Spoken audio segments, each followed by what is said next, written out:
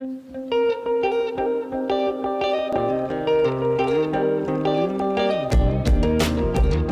back to the Bible in Context. And we are excited to jump into Genesis 36, where we are reminded that context is king, and the original author's intent is going to drive our interpretation of this wonderful genealogy. Yes, that principle, that makes genealogies important. Yeah. Okay, so again, these are not just dry lists sprinkled in the story, interrupting the story. They're part of the background of the story. Yeah. And in the very first verse of 36, I think we kind of get a reason why there's such a long genealogy for Esau. Of all people, why would you have a long genealogy for Esau? And right away in the parentheses it says that is Edom. Right. Right? Right. Yeah, this is going to take us up to the kingdom of Edom, which is pretty integrated into Israel's history and the prophets and things like that. So they're a significant kingdom, and so they're worth taking some time to talk about. And remember, these genealogies, I think about whenever you, I don't know, again, there's a lot of Disney in my head lately. So you got two small girls. Yeah. So whenever the movie opens up and it's like zooming in from very far away onto a castle, and it starts telling the backstory of like in the land of England, this queen related to this king, and these people were born. That happens sometimes in like princess movies or whatever, and that stuff's important. And the reason that they're telling it to you is because it's bringing you into the setting. Like, what do you expect as you come into this? Do you know some of these names from just popular history, and does it color the story for you?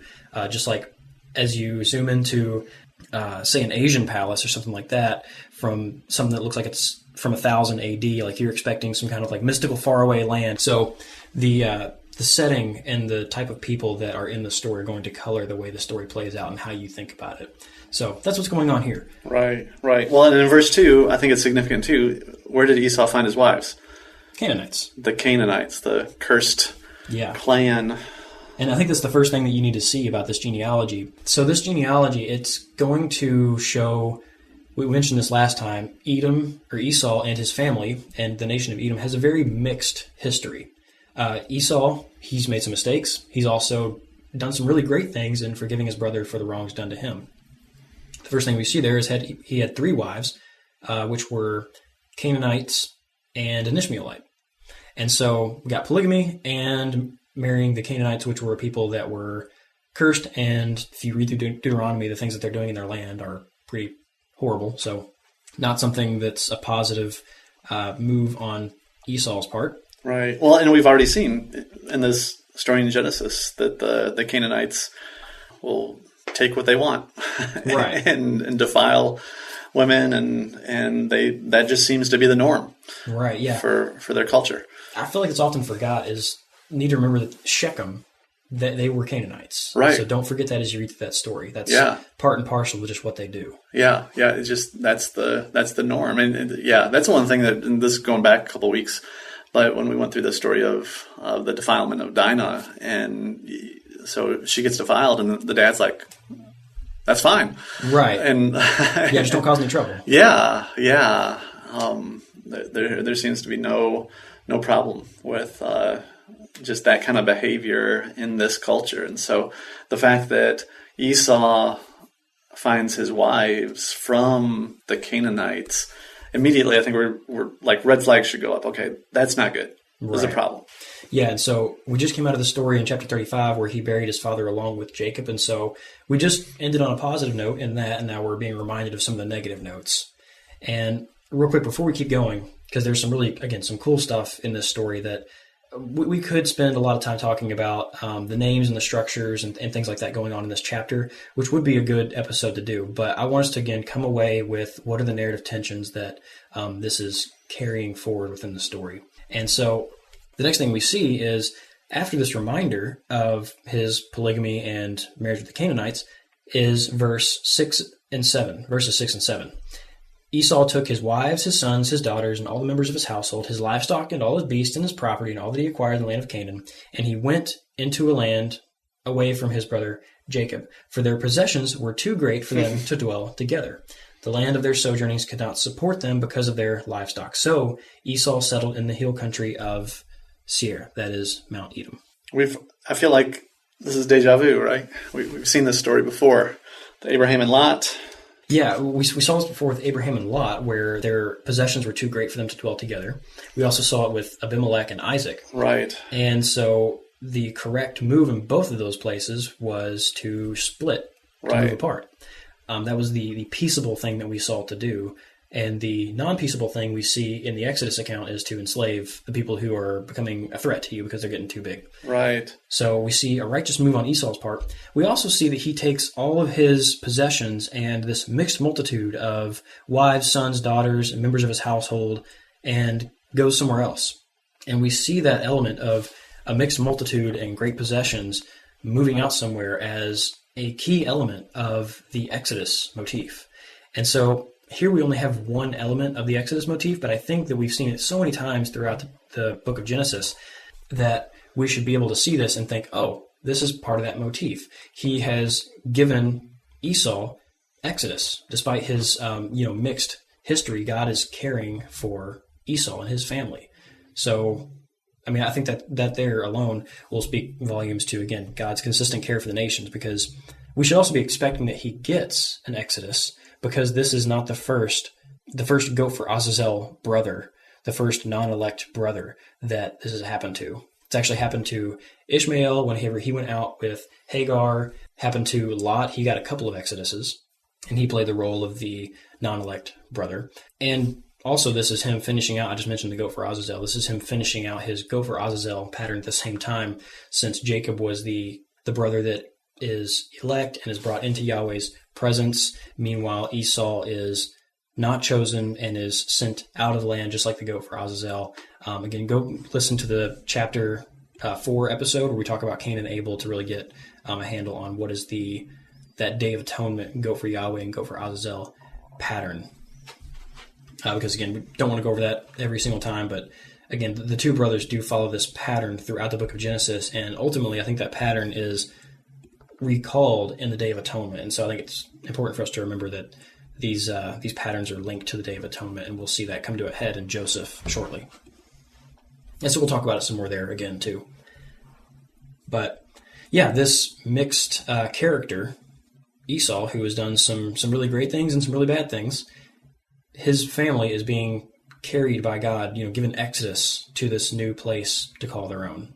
And now the rest of the chapter is organized by talking about Esau's children, his sons, in verses 9 to 14. In verses 15 to 19, we stop talking about sons and start talking about chiefs. And so Esau's family here is expanding out to the point where it's not just, there's too many to just name all of them and all of his sons. It starts talking about the major clans of Esau. And this is kind of what we see happening with Israel as well. As they expand, they break into tribes. In verses 20 to 30, we talk about the chiefs or the tribes of this other group of people already in Seir called the Horites, which we'll talk about them in a second. And then we switch back in verses 31 to 39, talking about the kings that were in Edom. And so that's how it's laid out. We go from sons to chiefs of the Horites to Edom's kings. That's kind of how this chapter is laid out. And so we do see in here that, yes, Esau's family is growing, is blessed. They're becoming a multitude, and that's also why they moved out. So they're kind of experiencing some of the blessings that God gave to Israel and to Jacob, which is significant. But let's talk about these people, the Horites. Why are they brought up? Yeah, why are they brought up in this story? Or in this, well, it is part of the story, but the genealogy. So they're already living in Seir. We're told that in verse 20. And actually, it seems like this place is named after someone named Seir the Horite. And these Horites, they've showed up a couple other significant places in Scripture. The first one is Genesis 14:6. And us getting the background on who these people are will enlighten us on what's going on here. Remember, when you see names in the Bible, see if they're in a genealogy somewhere, because that will color the story. You don't have to remember all of chapter 36, but just keep in mind when you see a strange name, see where it shows up previously in the story. So, in Genesis 14, we see in verse 5, starting there, in the 14th year, Chedorlaomer and the kings who were with him came and defeated the Rephaim in Ashtaroth Karnaim, the Zuzim in Ham, the Emim in Sheva Kiriathaim, and the Horites in the hill country of Seir as far as El Paran on the border of the wilderness. And so, anyway, we have, starting out here with the Rephaim, Many of you might know that those are talked about as the giant clans. And the Horites are thrown in here, not listed as giant clans necessarily, but thrown in here with some of these other giant clans, and they are ran off by Chedorlaomer and his armies in chapter 14. And then if we skip ahead into Genesis 2, around verse 12, we'll see another important place where the Horites show up. And so, starting in verse, let's say 10, they're talking about the land where Lot is going to dwell. It says, the Emim formerly lived there, a people great and many, tall as the Anakim, so giant clans. Like the Anakim, they are also counted as Rephaim. We just mentioned the Rephaim in the previous passage. But the Moabites call them Emim. The Horites also lived in Seir formerly, but the people of Esau dispossessed them and destroyed them from before them and settled in their place, as Israel did in the land of their possession, which the Lord gave to them. So there's this pattern throughout Scripture of other nations, including Israel with Canaan, but God using these nations that he has raised up to run off these giant clans. We're not told explicitly that the Horites are giant clans in either Genesis 14 or Deuteronomy 2, but they're always lumped in with these giant clans. So they either are one of the giant clans or they're very closely related to them. And the Lord uses Esau and Edom to run them out of Seir. But that's not what happens right off the bat when they get there. So since we know that these are a people very closely related to the giant clans, we shouldn't be thinking that these are great people. We should be expecting that Esau is going to run them off. We should be wanting him to say, hey, run these guys off because they are part of the chaos, the rebellion of the sons of God. These are not good guys to make your home with. But we see if I can back up to verse 12 in chapter 36, we're told that there was someone named Timnah who was a concubine of Eliphaz, Esau's son. And in verse 22, we're told that this Timnah was a Horite. And so at first, it seems like Esau's children are intermarrying with these Horites, which is not a great thing. So at first, Esau and his people, they're at peace with these giant clans or these people related to the giant clans in some way. And at some point later in their history, God uses them to run off these giant clans. But at first, Esau's family does not get off to a great start in Seir. They're doing exactly what Esau did as he married the Canaanites, they're marrying with the Horites. And this actually produces some really bad results for especially the family of Israel, because if we go back up into verse 12, where it says, Timnah was the concubine of Eliphaz, Esau's son, she bore Amalek to Eliphaz. You recall who Amalek is? He's a giant king, right? Well, yeah, he was the one who produced the Amalekites, which are a continuous problem for Israel all throughout their story. Yeah, throughout Israel's history, the Amalekites are an enemy and a problem. Yeah. Especially when you get to the time of Saul. He was supposed to kill Agag, the Amalekite, and he didn't do it. And so, I mean, there is, through this, a relation to the giant clans, and that was part of probably what Saul was supposed to do, is he's supposed to go out there and essentially... defeat the giant. Yeah, defeat the giants. He doesn't, but crush David the head of does. the serpent. And instead, yeah, David goes and he defeats a giant. Right. And cuts off its head like he's the serpent crusher. And so...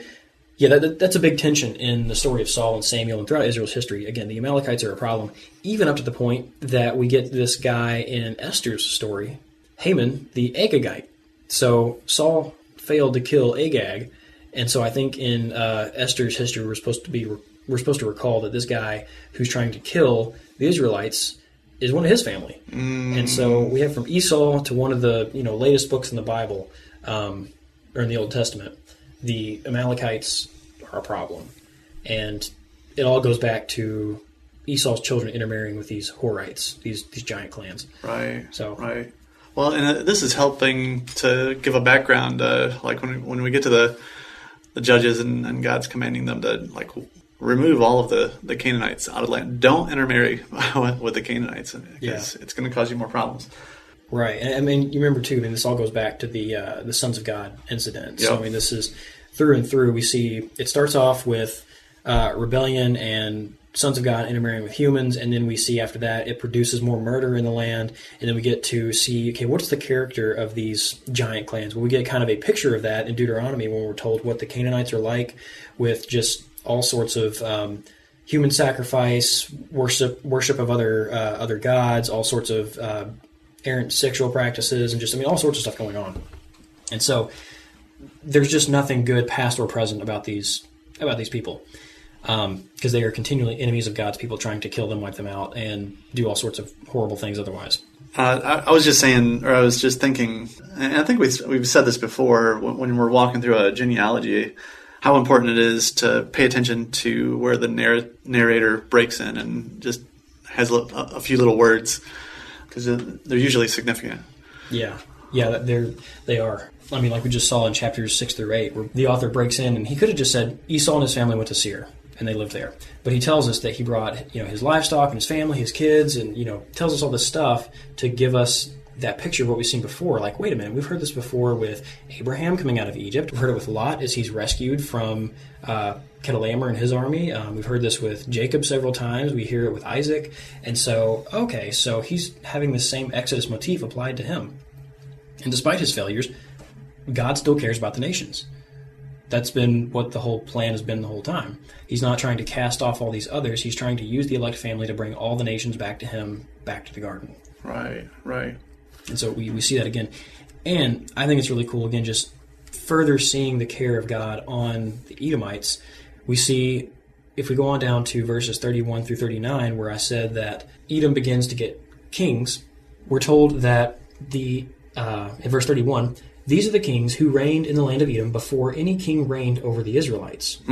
So, they had kings first. Yes, they did. Well, and even before this, I think we're meant to see a sense of just the blessing that they're receiving. If you go back to verse 24, there's another kind of, the narrator breaks in with some extra information that it's easy to just kind of pass over, but I wonder if there's something significant there, where he talks about he is the Ana who found the hot springs in the wilderness as he pastured the donkeys of Zibeon, his father.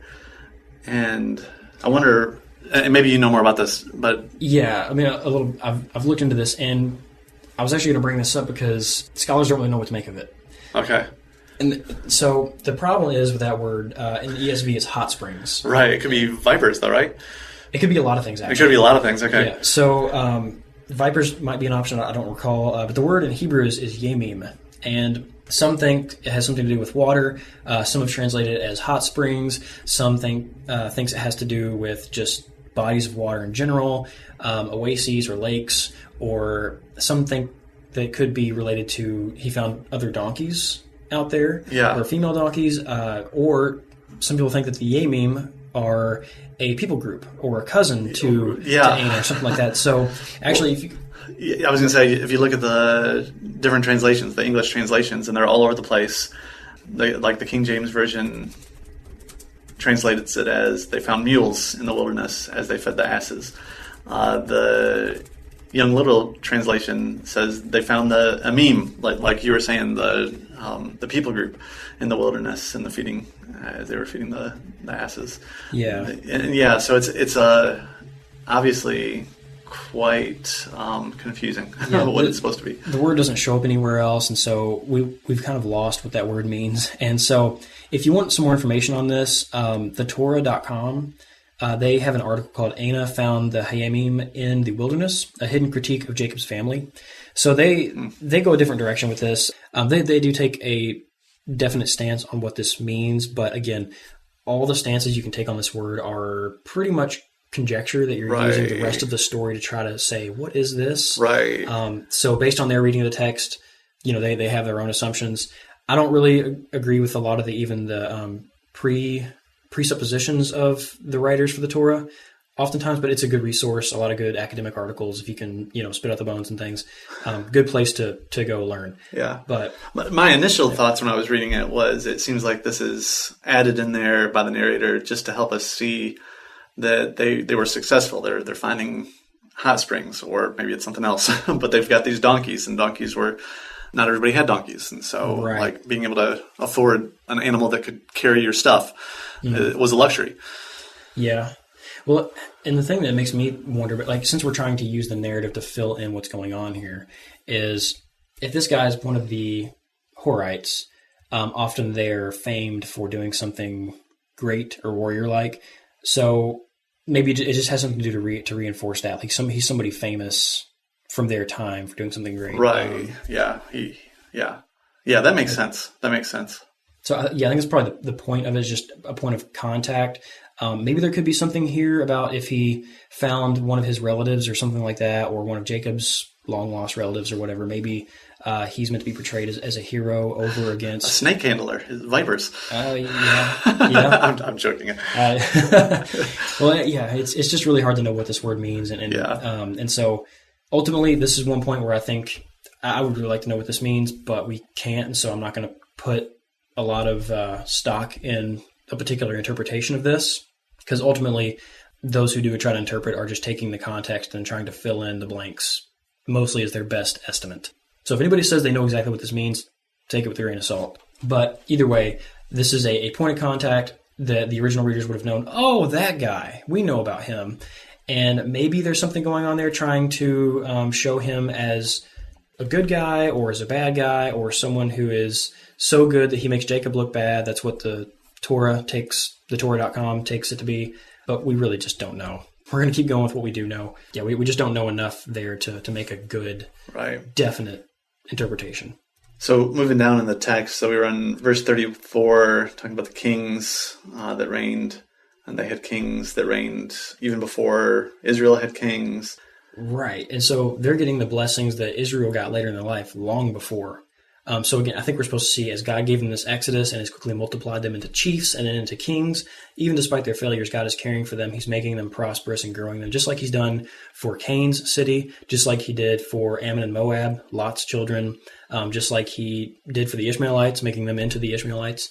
We see God, again, expanding and blessing these families. And here we're given a full chapter on this. A lot of these guys only get like brief mentions or brief genealogies.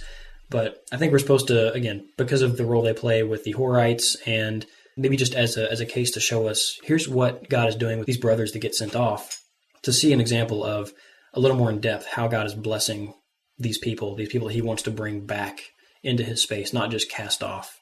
And it's cool, too, that in verse 35, we read about this king named Hadad who defeated Midian in the country of Moab. And that might be, and I saw some commentaries will agree with this, might be supposed to remind us of Gideon, who defeated Midian in the book of Judges. And so maybe, again, just some positive connotations linked to a victory of one of Israel's judges happening in. So again, just some more positive things God has blessed them with, some victories that Israel also won in their judges era. And the Midians aren't good guys either, Midianites, because of what they do all throughout the Judges and elsewhere. And they also, just one last positive little nugget here is in verses 40 to 42. So these are the names of the chiefs of Esau. And then it says, as you drop down, according to their dwelling places in the land of their possession. So again, Deuteronomy 32:8, God has apportioned the nations according to the number of sons of God. And you read throughout, really the Bible, there's lands of certain nations' possessions. Canaan is the possession of Israel. It's God's possession. And here we see that he has given them, Edom, a possession as well. So again, just the expectation that Israel was going to get a long way down the line, Edom gets, relatively pretty quickly. God is, again, blessing them, giving them the land of their possession. That's a sign of blessing and establishment. So, all right, so here's my question. Okay. So this is obviously a long chapter, and if you were given this chapter and you had to preach it, how would you preach it? That's a good hypothetical there. I'm laughing because I've asked him to preach through this chapter in a couple of weeks. Yeah, so I don't preach that often, but I've preached two of the biggest genealogies in Genesis so far, and I don't get to pick the passages that I pick. I actually like the genealogies, but it just happened to be on the Sunday I'm going to be out of town. Yeah, I'm sure. For my daughter's wedding. I can't help that. You planned your daughter's wedding a year in advance just so that I would be the one to do Genesis 36. What I've kind of mentioned throughout this, and the way I'm going to take it, is showing that God does care about this nation that is seemingly, they're cast off. They're not the elect one, but God has given them Exodus. He's given them basically what Israel's going to expect in the future. And so, again, the whole point is God's care for the nation, and us as his images, that should be our, we should care for the nations in the same way and be trying, just as God is trying to, through his people, to bring them back to the garden. Well, and we were the nations. Right. At one point. Us as Gentiles, we were the nations. And so absolutely. We're both a fruit of this heart, and then we should also emanate that heart. I like it. I like it. Good word. Cool. Oh, and actually, just one more cool thing is Amos 9:12. Usually, Edom in the future, they're mentioned as enemies and people to be destroyed because they are continuously enemies of Israel later in their history. But Amos 9:12 is one place that talks about Edom's remnant coming back and trusting in this Messiah figure and coming back into God's place, God's dwelling, being rescued. So just cool. The Septuagint interestingly translates Edom as Adam, or takes it as Adam, so like mankind, and that's the quote you get in the Book of Acts. But from the context and the Hebrew, like it is Edom. So it's just an interesting point because this is the only place that Edom is mentioned positively after this. Right. So is Edom almost a almost a representative of the nations as a whole? I've heard that. I don't know. I would want to see some more on that. But from what I've seen, that's not the case. I think that's how people are trying to justify the New Testament's mistranslation of the Septuagint. Okay. But I think it was that's a completely biblical idea that the Septuagint translates, that he wants to redeem all of mankind. And so the Peter, I think it was, that said it in Acts, he picked it up and ran with it. It's like, okay, that was a mistranslation, but who cares? I mean, I don't know. I get why that's a problem to some people, and for me it's a little bit kind of weird still. Right. But it was a perfectly biblical idea, and if the New Testament can quote non-biblical books to make a good point, why can't they quote a popular mistranslation to make a good point as well? Because they're not doing textual criticism. They're taking the text that everyone is reading and saying, you know what, maybe that was mistranslated, but the point remains true. Like, right. Yeah. Right. If for whatever reason, the Septuagint translator accidentally completely flubbed and said, and then God will save Satan, and then they probably would have stopped and been like, hang on, let's talk about this for a minute. Yeah. But, right. Yeah, that makes sense. There's a lot more to talk about with that particular issue, but maybe that's good enough for now. I think so. All right, cool. We're done with Edom and his family, and now we are armed to go forward and continue reading about Edom and know exactly what we were talking about. And the Amalekites. That's right. All right. So I think that's a good spot to stop. Awesome. And we'll pick up with Joseph.